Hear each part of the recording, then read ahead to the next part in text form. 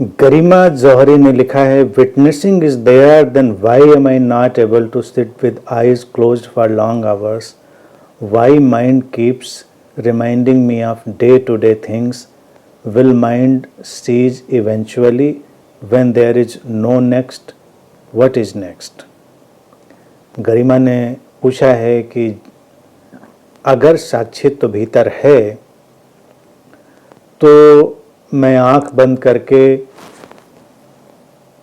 लंबे समय तक क्यों नहीं बैठ पाती, और ये जो मन है वो हमको क्यों याद दिलाता रहता है दिन प्रतिदिन के काम और चीज़ें। क्या ये जो मन का ढंग है ये अपने आप बंद हो जाएगा? क्या आगे है?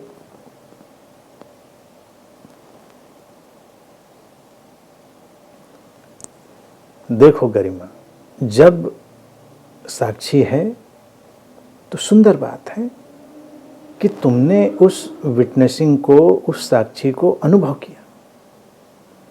आंख बंद करके बैठना या न बैठना, इसकी कोई बहुत विशेष जरूरत है क्या?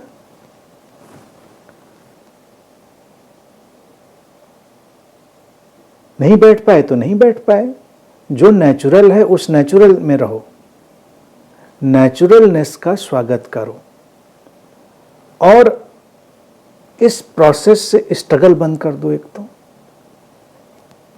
मन याद दिलाता है या मन डिस्टर्ब करता है कि आगे क्या होना है, आगे क्या करना है, तो ये भी हमारी जो आदतें चली आ रही हैं उनके पैटर्न है।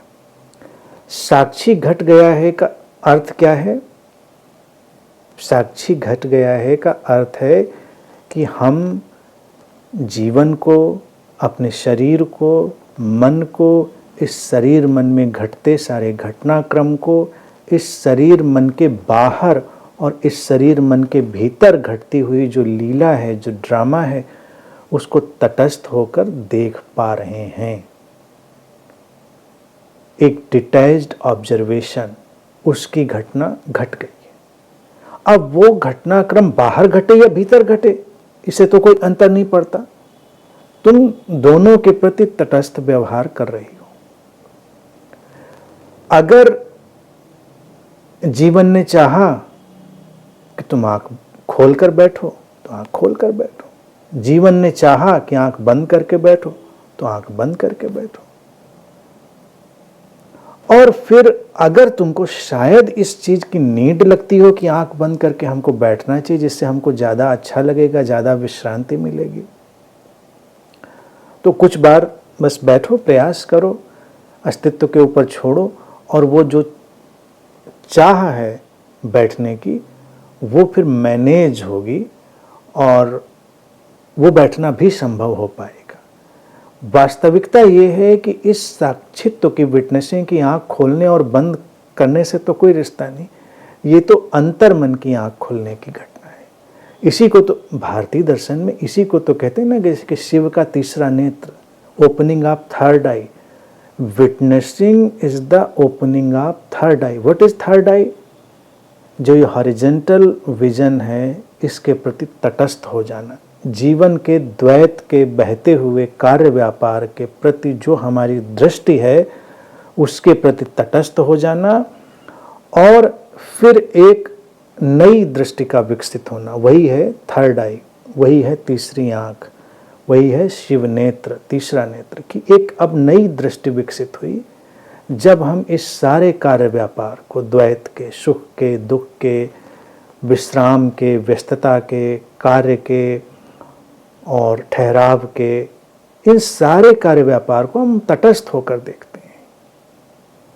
उसमें हम हैं भी और उसमें हम नहीं भी हैं, उसमें शामिल होकर भी हम कहीं उससे अलग हैं। जैसे एक व्हील घूम रहा होता है और व्हील के बीच उसका जो सेंटर है, उसकी जो धुरी है, उसका केंद्र है, जैसे वो होती है वो सेंटर व्हील के बीच में, ऐसे ही हमारे भीतर एक सेंटर डेवलप हो गया है जो उस सारे बदलाव के बीच में स्थिर है, ठहरा हुआ है, वही विटनेसिंग है। तो वो आंख से उसका कोई रिश्ता नहीं, वो तो तीसरी आंख है, थर्ड आई है, वो खुल गई, बात खत्म हो गई। बाकी हो सकता है कभी बैठ भी जाओ देर तक, तो जब देर तक बैठ जाना तब उसका आनंद लेना, और नहीं बैठी हो तो उसका आनंद लो। और मन अगर कहता है कि भाई ये काम है वो काम है, तो मन भी तुम्हारा ही है। कभी मन को कह दो कि भाई थोड़ी देर शांति से बैठे हुए हैं, अभी डिस्टरबेंस नहीं चाहिए, वो सुन लेगा। मन हमारा एक ऐसा यंत्र है जो हमारी बहुत सुनता है, लेकिन हम उसको कभी सुनाते ही नहीं। तो कभी कभी उसको सुनाना सीखिए, और बहुत ही क्लैरिटी के साथ और पूरे कन्विक्शन के साथ अपने मन को कह दीजिए, देखिए मैं इतनी देर बैठने वाली हूँ, कोई डिस्टरबेंस नहीं चाहिए। मन तो बहुत इनोसेंट है, वो मान लेगा बात। करके देखो।